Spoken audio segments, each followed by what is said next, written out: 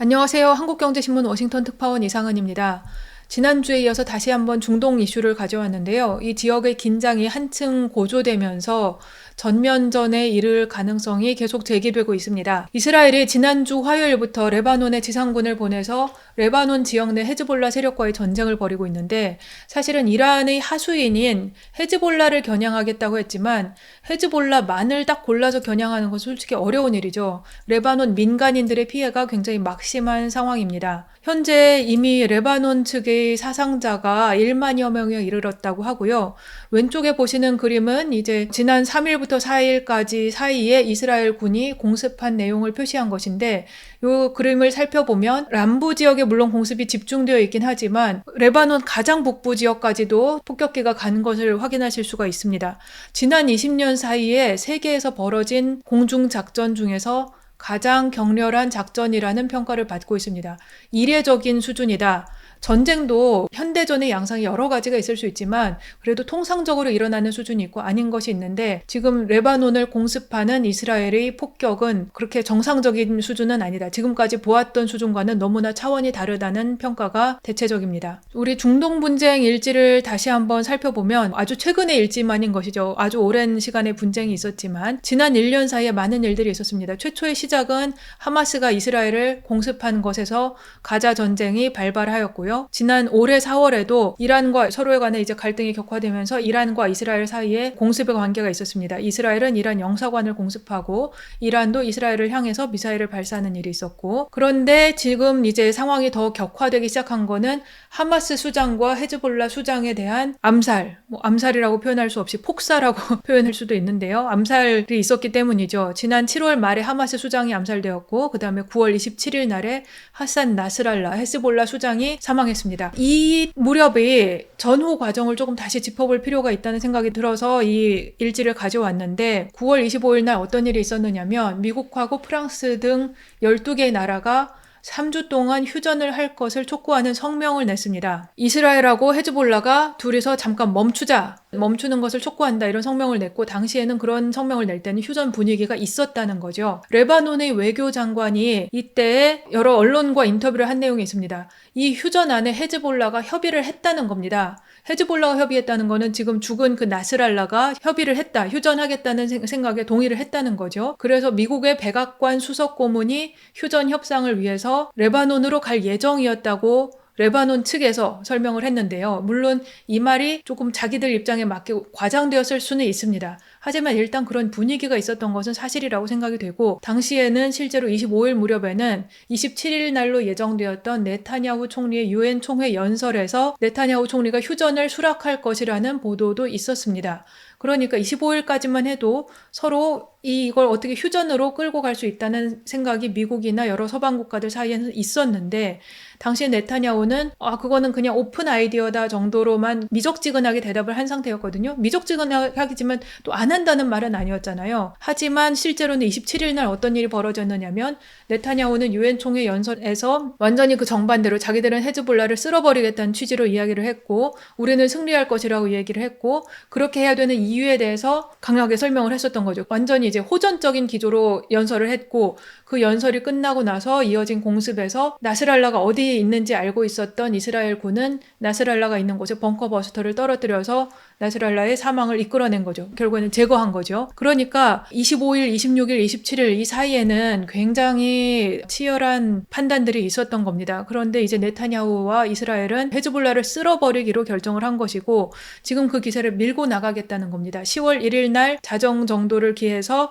이스라엘군은 레바논 지상전을 시작을 했고요. 그리고 거기에 맞서서 이란도 이스라엘 측의 미사일 200여 발을 발사는 했는데, 이란 측의 미사일 발사는 사실은 약간 피해서 했습니다. 너무 민감한 지역, 도시를 한 군데를 집중해서 막 타격하고 이러진 않았고, 또 대부분은 이스라엘 측의 아이언돔에 요격당하기도 했고요. 요격은 당했지만 일부는 워낙 빨리 떨어졌기 때문에 일부는 지상까지 떨어졌는데, 그 중에서도 아주 피해가 극심하게 나타날 것으로 예상되는 지역에 떨어뜨리진 않았습니다. 그러니까 약간 지금 전쟁을 회피하고자 하는 마음이 이란 측에서는 좀 드러난 거죠. 근데 지금 상황을 이제 주도하는 거는 이스라엘인데요. 이스라엘이 계속 이제 레바논에 대한 공습을 이어가면서 헤즈볼라를 쓸어버리겠다고 하고 이제 레바논 지역 전체의 피해가 이제 커지고 있는 와중이고 그런 상태입니다. 이 와중에 후티도 잠깐 끼어들었다가 또 다시 한 대 두드려 맞고 이런 일이 있었고요. 피치 계열의 BMI라는 매체에서 이런 보고서를 만들었는데요. 앞으로 이 전쟁이 어떻게 진행될 것인가에 관한 3가지 시나리오입니다. 근데 사실은 3가지라고 했는데 지금 첫 번째 시나리오는 이미 가능성이 없다고 볼 수 있을 것 같아요. 뒤에는 2번째, 3번째 시나리오만 보면 될 것 같은데 간단하게 말씀드리면 첫 번째 약한 시나리오는 이스라엘에서 이란 측의 군사 목표를 일부 타격하고 그 다음에 양측 모두 긴장 완화를 위해 노력한다는 시나리오입니다. 근데 이미 지금 그런 스테이지를 이미 지나갔잖아요. 현재 우리가 있는 상황은 2번째 정도입니다. 상호 보복 교전이 벌어지는 상황인데 이스라엘 측은 지금 이란의 어디를 타격할 것인가를 가지고 고민하고 있고 또 미국이나 이런 데서는 자기 의견을 전달하고 있습니다. 가장 낮은 단계로는 당연히 이제 군사시설을 타격하는 것이 첫 번째일 것이고 그 다음에는 석유 관련된 시설을 타격하는 것.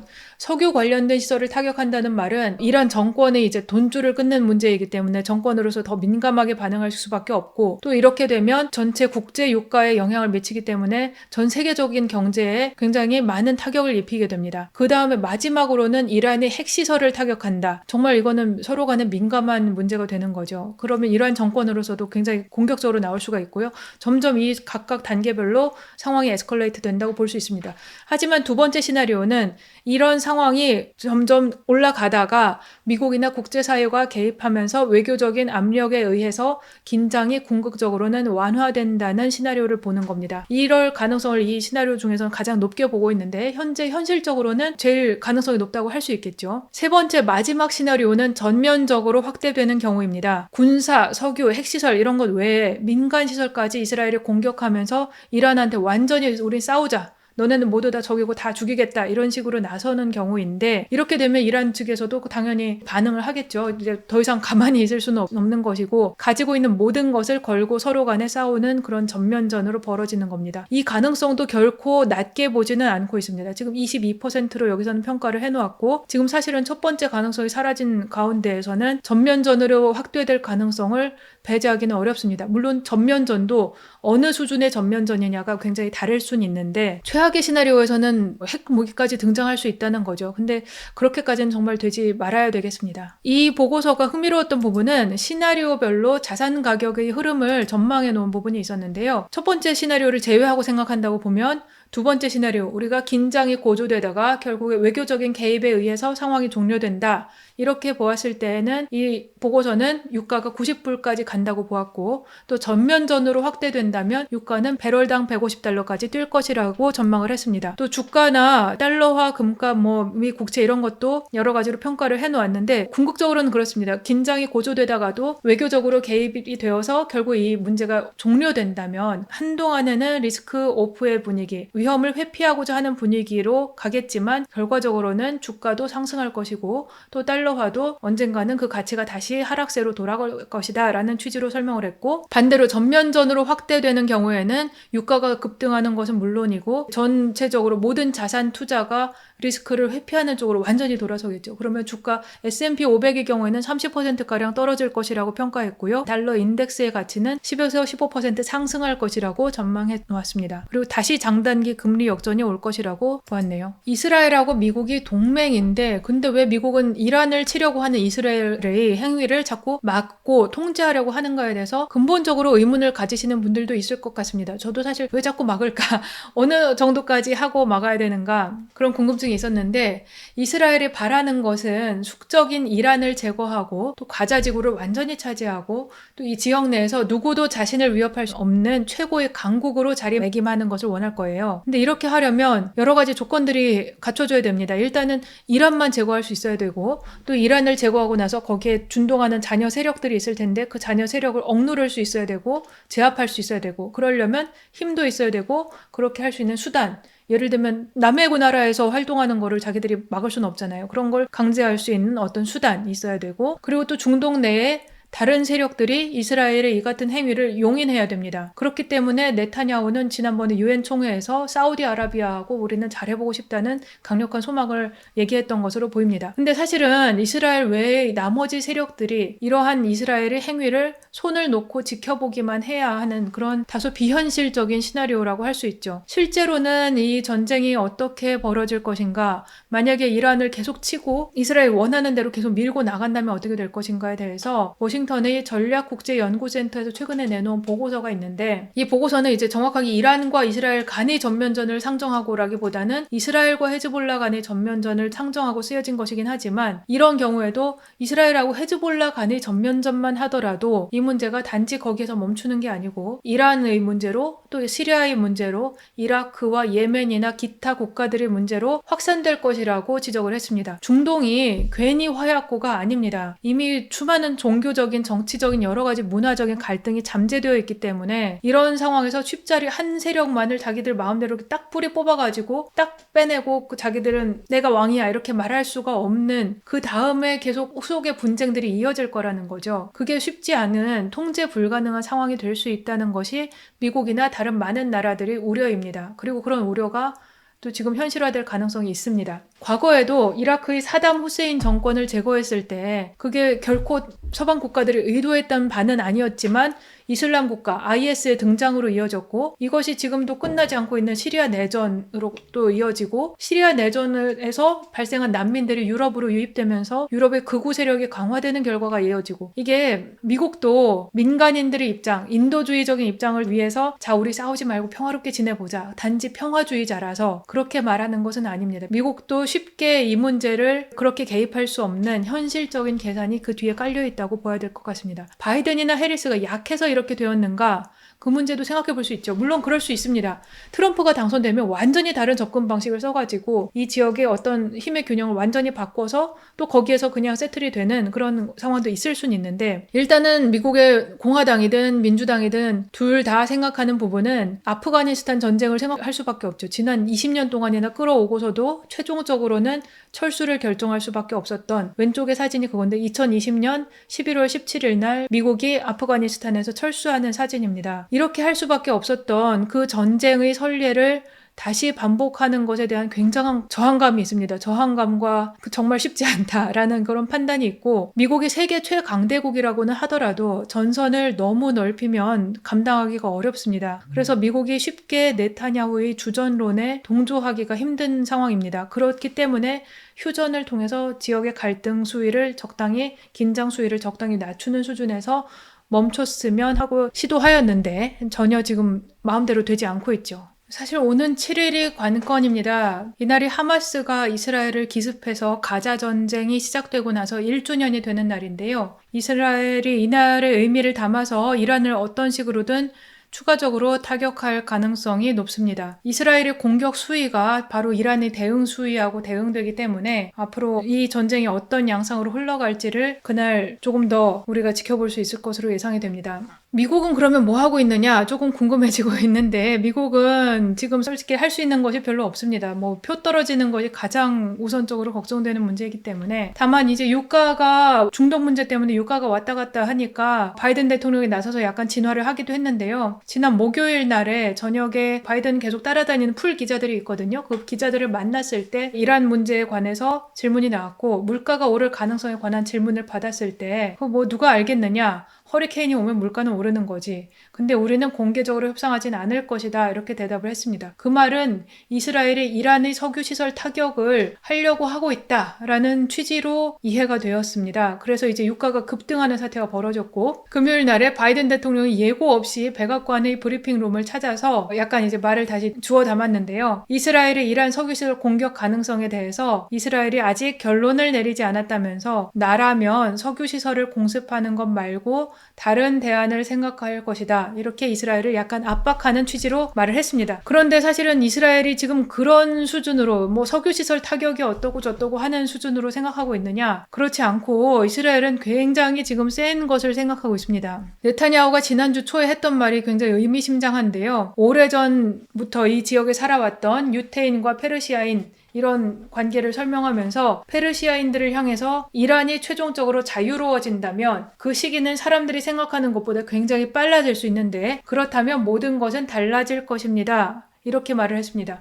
그리고 유태인과 페르시아인들은 최종적으로 평화로울 것이다. 그 말은 어떻게 들리냐면 하메네이 정권을 교체하겠다는 말로 들릴 수밖에 없죠. 그리고 이런 네타냐후의 생각을 뒷받침하는 것이 제러드 쿠슈너, 트럼프의 사위인데 첫째 사위, 유택의 인맥을 대표하는 인물이라서 이번 선거에서는 사실 막 드러내놓고 뭐 전 활동을 하진 않았지만 소셜미디어 X에다가 작심을 하고 굉장히 긴 글을 올렸습니다. 지금 왼쪽에 캡처해놓은 박스에 들어있는 조그만한 이 내용의 한 3배 정도 되는 길이로 글을 썼는데 요컨대 이란은 완전히 노출됐다. 그리고 이런 이란의 위협을 무력화할 수 있는 기회를 최대 활용하지 않는 것은 무책임한 일이라고 했습니다. 그러면서 지금 이 상황은 지금까지 이스라엘을 위협해온 이란을 완전히 꺾을 수 있는 바로 절호의 기회인데 이런 기회를 어떻게 놓칠 수가 있느냐. 진짜 천우신조다. 이런 취지로 쓴 거거든요. 그 말은 네타냐후의 마음하고 완전히 일맥상통하는 거죠. 그래서 지금 말하자면 이스라엘은 이란의 정권 교체를 바라고 있고 그걸 하겠다는 의지를 감추지 않고 있고 그리고 그런 의지는 트럼프 후보 측하고도 연결돼 있다고 볼 수 있습니다. 근데 이렇게 되면 정권의 당사자들로서는 이란이라는 추상적인 나라가 어떻게 되느냐를 넘어서 정권 교체라는 말을 하게 되면 지금 현재 있는 정권에 있는 사람들, 뭐 하메네이를 위시한 그 주변부의 사람들로서는 자신들의 목숨이 날아가는 이야기가 됩니다. 재산뿐만이 아니라 목숨을 부지하느냐 사느냐 죽느냐의 문제가 되기 때문에 이쪽의 대응도 그러면 적당한 수준에서 대응하는, 예를 들면 미사일을 200발을 쐈는데 도시를 피해서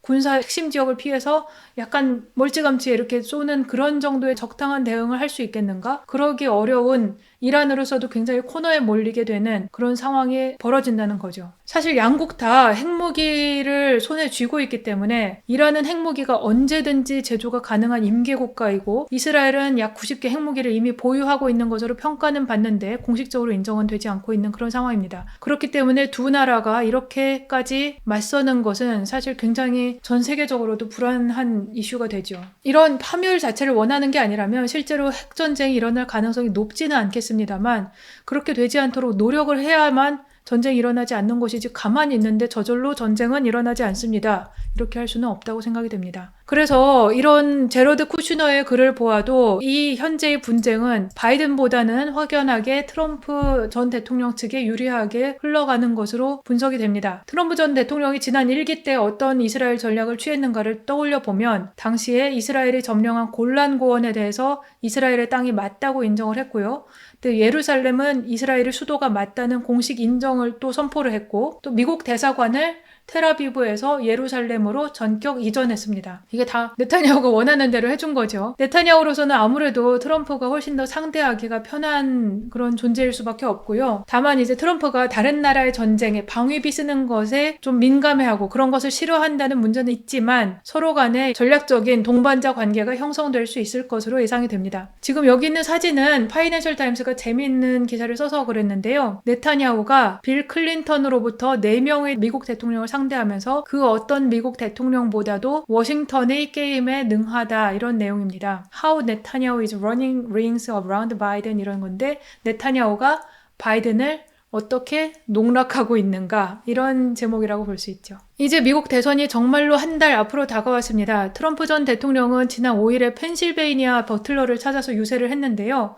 7월에 암살 시도를 겪었던 바로 그곳입니다. 당시에만 해도 거의 대통령 다 된 그런 분위기였는데 신의 선택을 받은 사람, 총알도 피해가는 사나이 그런 이미지를 다시 부각시키려고 일부러 이곳을 고른 것으로 보입니다. 오른쪽에는 머스크가 찬조 출연을 해서 트럼프를 지지하는 연설을 했고요. 경합주 내에서 트럼프의 약간의 우세를 점치는 여론조사 결과들이 있습니다. 이게 상당히 임박해서 나오기도 했고 지금 10월 달에 바이든이나 해리스로서는 악재에는 노출될 수 있는데 호재가 특별히 기대되는 것은 없기 때문에 이런 여론조사 결과로서는 상당히 민주당으로서는 거슬리는 결과라고 할 수 있겠습니다. 왼쪽은 미시건주, 오른쪽은 위스콘신주인데 각각 빨간색인 트럼프 대통령이 소폭 우위입니다. 다 오차 범위 내이지만 어차피 오차 범위를 넘어서는 수준으로 크게 갈리는 곳은 많지 않을 것 같고요. 경합주는 다 이 정도의 수준에서 우위가 발생할 것으로 보입니다. 전국 단위에서 해리스가 우위라는 기사가 아직도 나오는데요. 다 보실 필요 없습니다. 무의미합니다. 9월달 고용보고서가 나왔습니다. 지난 금요일에 발표가 되었는데 굉장히 서프라이즈로 너무 좋아서 미국 내 일자리가 9월달에 25만 개나 늘어났다고 했고 또 실업률은 4.2%에서 4.1%로 되레 떨어졌습니다. 7월달에 실업률이 4.2에서 4.1을 예상했던 시장과 달리 4.3%가 나왔다고 해서 시장이 그렇게 깜짝 놀랐는데 지금 다시 컨센서스는 4.2%였는데 4.1%로 도로 떨어졌다고 하니 이것 참 어떻게 해야 될지 경기 침체를 우려해서 금리 인하를 단행했는데 지금 그런 판단이 맞았나? 이런 생각이 또 들 정도입니다. 자연히 페드가 오는 11월 7일에 예정하고 있는 다음번 FOMC에서 빅컷이 단행될 가능성도 낮아졌습니다. 보고서가 나온 이후인 5일 기준으로 미국 동부시간 5일 오후 기준으로 페드워치에서 빅컷 가능성은 0%입니다. 0%이고 25bp를 인하할 가능성이 97.4%입니다. 이번 주 일정 중에서 눈길을 끄는 대목은 9일 날 나오는 페드의 9월 FOMC 의사록인데요. 빅컷 결정 과정에서 어떤 논쟁이 오갔는지를 살펴볼 수 있을 것 같고요. 특히 보우먼 이사가 어떻게 반대했는지가 새삼 좀 흥미롭게 느껴집니다. 이제 와서 보면 보우먼 이사는 25bp 인하면 충분하다고 했는데 왼쪽에 여자분 사진이요. 그 보우먼 의사의 의견이 맞았다고도 볼 수 있는 셈이죠. 그래서 이때의 의사록 상당히 흥미롭게 읽힐 것 같고요. 또 10일 날에는 9월달 CPI가 발표됩니다. 11월 페드의 금리 인하 여부에 영향을 주는 주요 지표일 것으로 보입니다. 이번 주에 실적이 나오는 기업들 중에서는 펩시코하고 델타항공이 눈에 띄고요. 11일에는 굉장히 많은 금융사들이 다 몰아서 발표하고 있네요. JP모건 체이스도 있고 웰스파고, 블랙록, BNY 이런 금융사들이 11일날 한꺼번에 실적을 발표합니다. 오늘은 여기까지 하겠습니다. 다음 주에 뵙겠습니다.